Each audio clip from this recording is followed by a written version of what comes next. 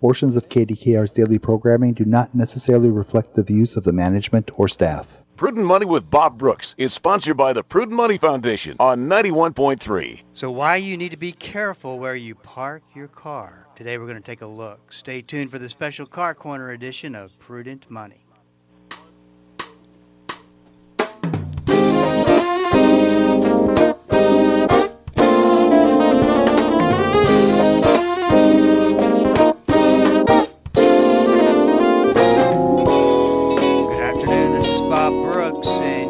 Listening to the Prudent Money Radio Show. Thank you so much for joining me today. You know I do appreciate it.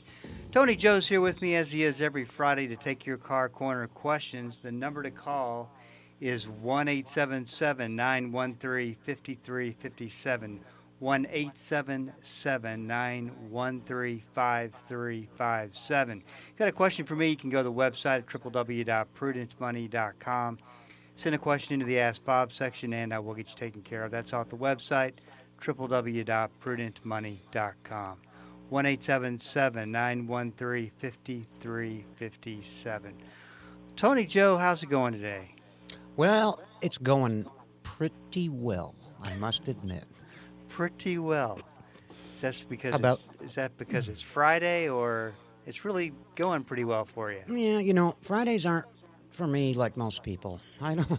It's really no different than any other day. But yeah, it's good. Everything's good. And how about you? Good. Doing good. I wanted to take a few minutes and talk about something that we just briefly mentioned. We didn't talk about it on the radio. We just briefly mentioned start talking about it afterwards. Okay.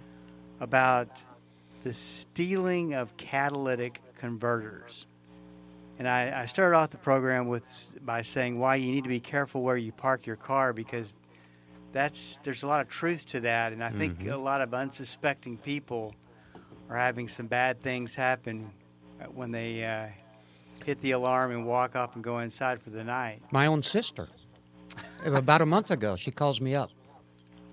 She said, I just got out of work.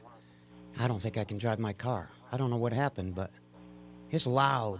And I said, put your phone up there and start it up. She started it up. You know, no catalytic converter. The car's loud. It's like no muffler. I said, well, bad news. Somebody stole your converters. So, you know, converters it happens to everybody. Well, some cars have two. Some have one. Okay. Yeah, depending on the make and model and what engine you have. But it's hitting everybody, and it's very, very prominent now. The metals are valuable, and people want, and let me tell you something. They've been caught on camera, on video, and within, you know, they can jack up a car. They can't get under. Some trucks you can just slide under there, but a car, they'll jack it up. They bring their own equipment. They'll jack it up, cut both converters, or one converter if that's all it is, and be gone within 2 minutes. It's a crew. One person does something, and another person slides under there, and another person. It's like a pit crew. Yeah, it's amazing.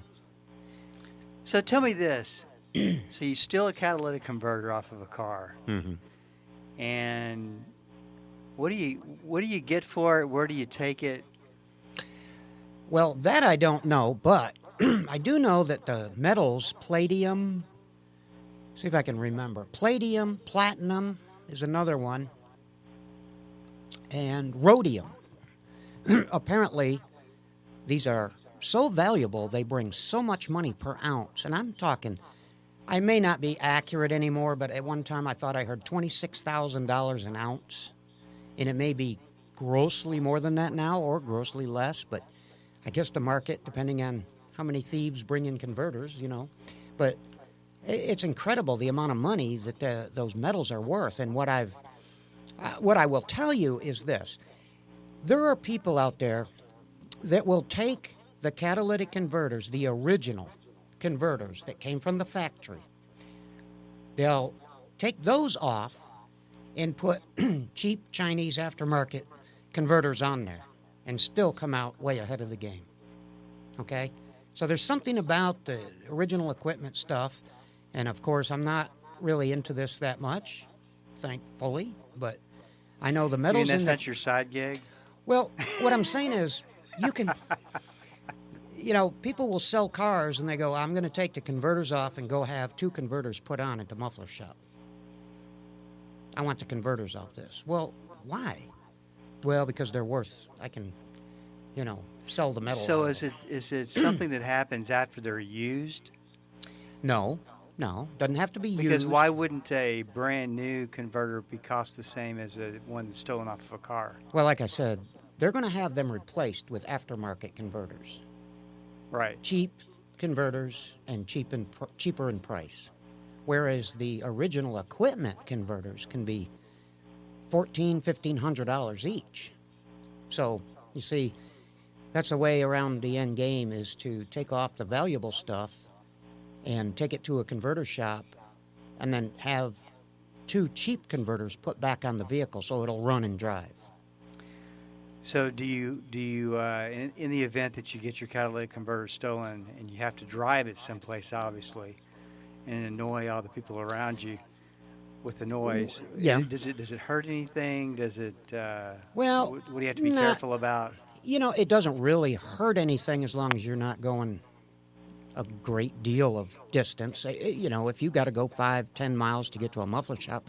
But I will also say that my sister's case, which is the most personal case that I've dealt with. Now, I've had a lot of customers have converters stolen, and I got some other things that happen, and I'll get to that in a minute. But in my sister's case, the way this Honda was set up, it wouldn't even run. You try to give it gas, it wouldn't go, because there's nothing for the oxygen sensors to monitor. And most of the time, there's no sensors on it anymore, because one of them, at least, is usually in the converter, and they take the whole thing. So you may not be able to drive it. You may have to have it towed. But just to the listeners out there, if they haven't had this experience, you go to work, your car's running fine, you park it, you come out at 3, 5 o'clock, whatever, start it up, and it sounds like a Mack truck. Well, pretty much what could have happened? Well, nothing that drastic is going to happen to your car when it was running fine when you drove in. But if it sounds like a truck when you start it up, when you come out after work, you can pretty much suspect somebody stole your converters while you were parked. That's the first indication, is the car will be very loud, where it was fine when you drove it a little while ago. So let me ask you a question. You said that you'd probably have to get it towed. If someone came and stole the catalytic converters, and you realized that was what it was, but you didn't want to test drive it, you didn't want to do anything, you just had a tow truck take it, do you have to prove up that the car wouldn't drive? Do you know what I'm saying? Before the tow truck would, because insurance pays for that. No, I don't think so. I don't think they're going to make you drive it because it's drivable. I think if your converters are stolen, you're going to have a tremendous amount of drivability problems anyway. So okay, that's what I even if you tried to right. drive it, you might limp it with the 4-ways on in the right lane 5 miles, but you're not going to drive like a normal car. This is more than just a loud noise. In other words, trying to get it from point A to point B. I guess that's my point I'm trying to make. Yeah. And the other interesting thing that I've run up against lately, this is incredible. I've had more and more, and if there's any mechanics out there, they may have experienced the same thing if they've got, they work in a shop or something. More and more people come in and their check engine light is on, which is a common thing. And what we discover when we check it out and get it up in the air and look at everything, we find out that the oxygen sensor wires are cut with a pair of dikes or a pair of whatever. They're just cut. Now, why would somebody cut? You can have rats and mice over the winter or chew on wires. You can have that kind of thing happen, but this is not rat chews or mice chews. This is cut. The wires are still there, and it's just a clean cut. Well, what happened was probably they were about to steal your converter, but you walked up on them, or somebody heard a noise, or somebody came out, or something. Cop car drove by, something like that. Right. So that's the only explanation that I've come up with all these. So they cut the wires first. Well, see, the sensors are often, one of the sensors is oftentimes in the converter. So rather than take a wrench and remove the sensor, which takes up time, just cut the wires. Then when you cut the converter off, You take the whole thing, sensor and all. It's easier just to cut the wires. So is this a job that's different based on the make of the car? I mean, do you have to, Somewhat. as a catalytic converter thief, not that I'm encouraging anybody to do this, you have to know your make and model of your cars that you're stealing from. Yeah, as a world-renowned, self-proclaimed catalytic converter thief myself, I will tell you that sometimes there is no oxygen sensor in the converter. Sometimes there is. If there is, you just cut the wires because it's quicker. Then you take a Sawzall with a metal blade, and that's how they're doing it. Portable Sawzall, battery-operated portable saws, electric saw with a metal blade, and they just cut right through the pipes on either end of the converter, and they can do it so quick. It's been caught on video, in some cases a minute, 30 seconds. That's fast. Yeah, it is fast. You have to have some way to protect yourself, and other than parking it in the garage, which a lot of people don't have the luxury of doing, camera on it, or maybe at work they have video parking lot cameras, but it's not going to stop them. That's just going to be able to identify the thieves somewhat. I guess you would think that somebody would invent A way to an alarm or something that inside of there that would go off. There are people right now working on that exact problem. In a lot of cases, people have come up with ideas that aren't going to work. That putting a big metal plate on there. Well, believe me, they're going to figure out a way to cut through that. I have often found, Bob, in my vast experience, especially with anti-theft systems on cars, the crooks are always a half a step ahead of the engineers. They build it. They make a way for you can't steal that car. The thieves will figure out a way to steal it. They seem to be half a step ahead. 1-877-913-5357. This is Bob Brooks. Stick around. We'll be right back.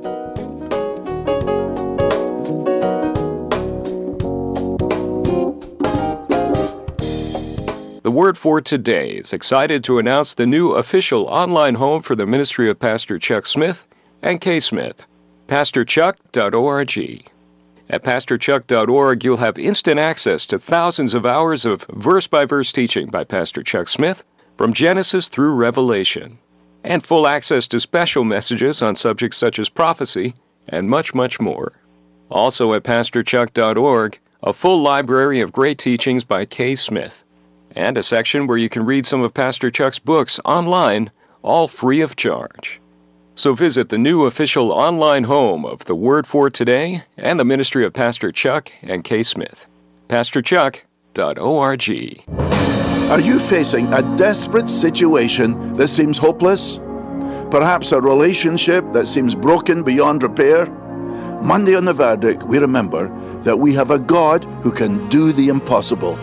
We're beginning to see the brilliant outcomes of our God at work in the lives of His people in the book of Esther. Monday on The Verdict. Listen 10:30 a.m. on Bible School Radio 91.3. Life is a race that we are all running to win. Join me, Dr. Erwin Lutzer, for Fuel for the Race of Life. Weekday mornings at 5 and 8 on 91.3 KDKR, your station for life. Welcome back. This is Bob Brooks, and you are listening to the special Car Corner edition of Prudent Money. 1-877-913-5357. So, insurance. Does insurance cover the replacement of a catalytic converter technically since it's being stolen off of a car? I believe they do. And I will tell you that the reason I believe they will is because my sister and our experience was that, yes, they did cover it, but by the time she paid the deductible, because her brother has a shop, we didn't go through insurance because it was cheaper that way. Right. But in most cases, yeah. If it was a customer, then yeah. Yeah, and if you file a insurance claim, will cover it. You're looking Yeah, for because higher premiums. Right, and see, she's like you, Bob. She has kids that are still on the insurance.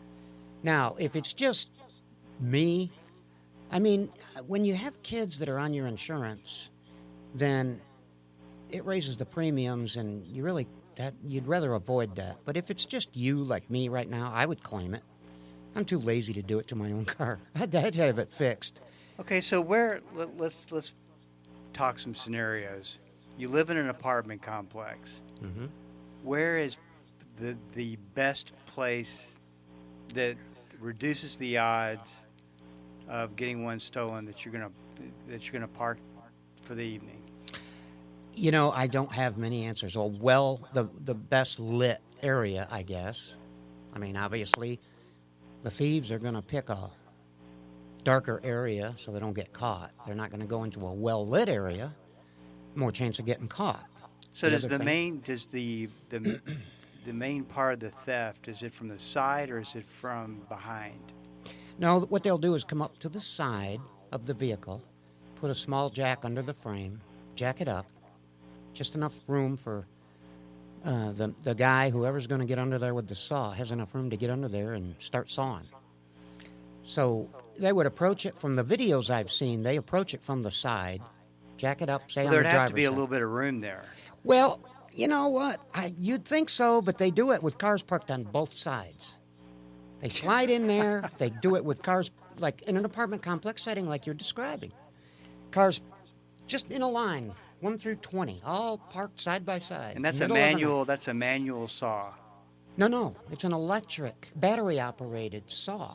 And it doesn't make enough noise. Well, it's battery. It's a portable, for what folks out there know as a sawzall. It's a reciprocating saw, and it's run by a battery.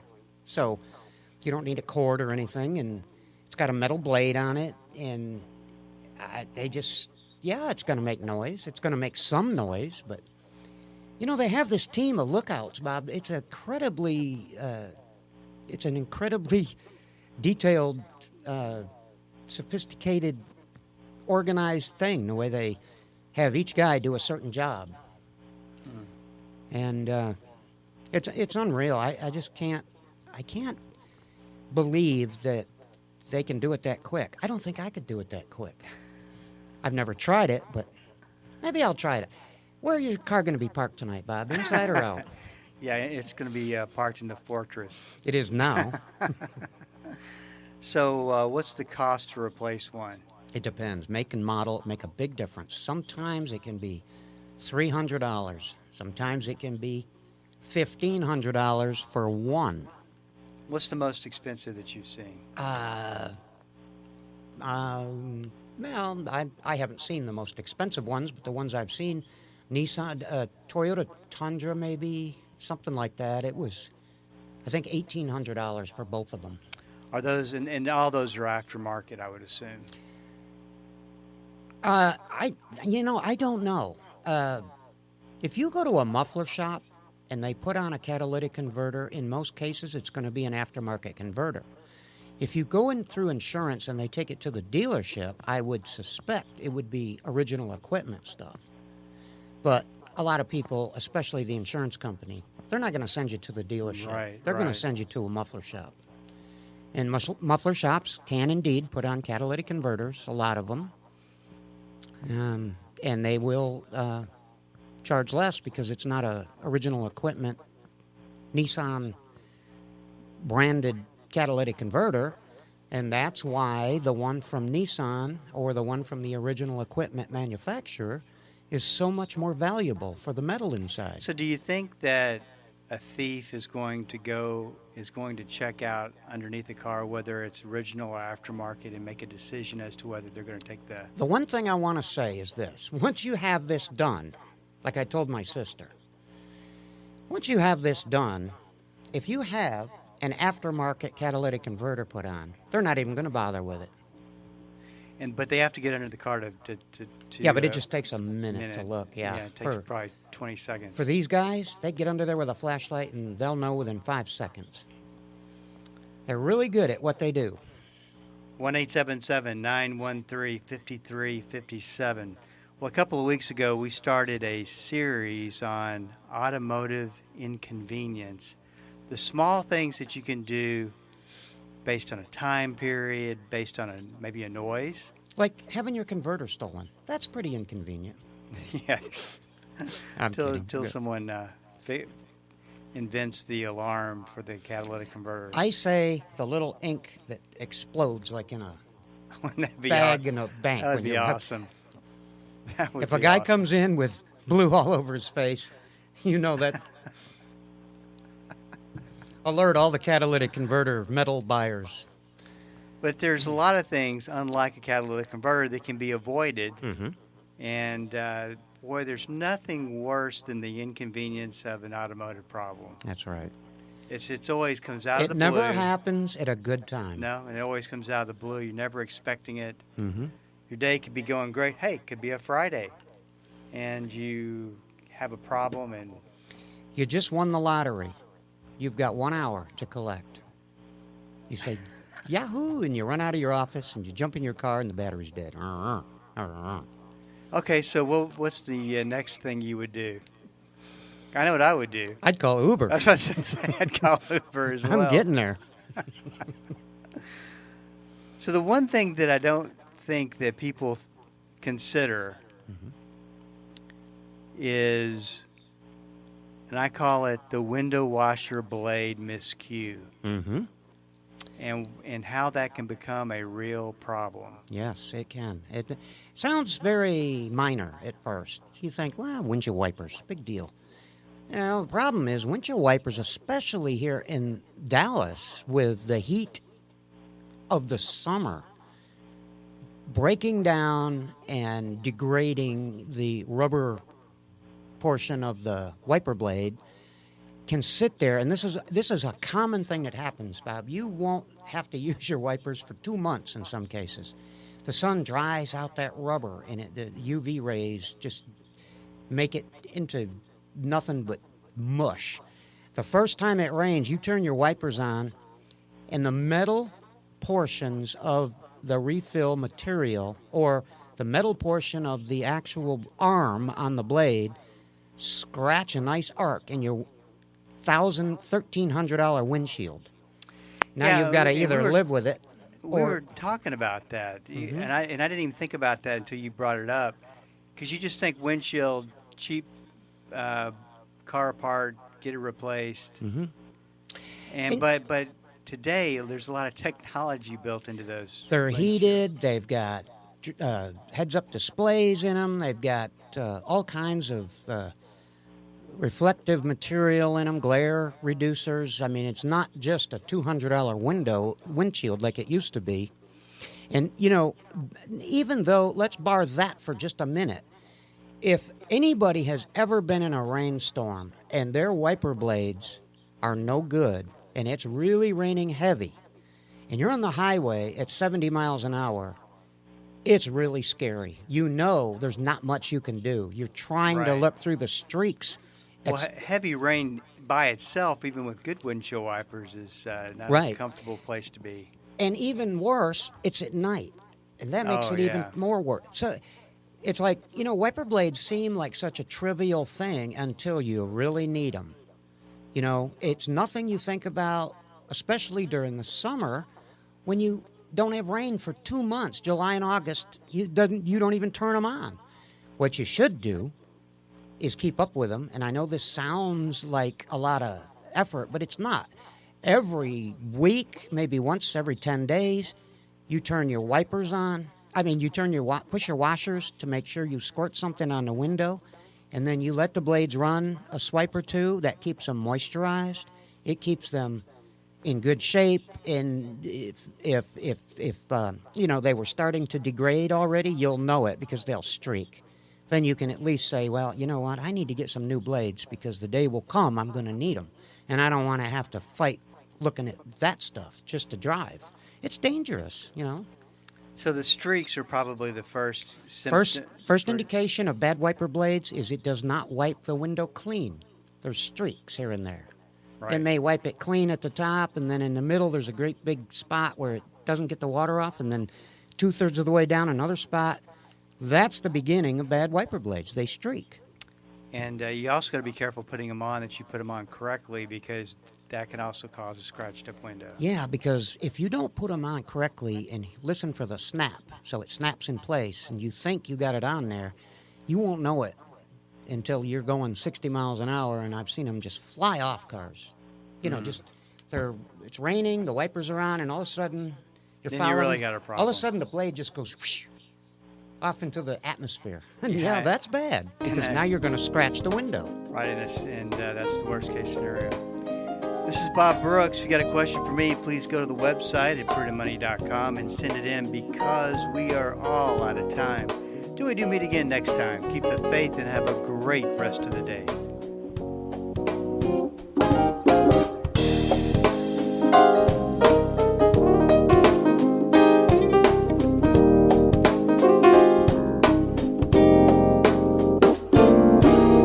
That's all the time we have for today. Questions or comments for Bob, or to find out more great information like what you've just heard, visit www.prudentmoney.com. Be sure to join Bob Brooks again for the next edition of Prudent Money.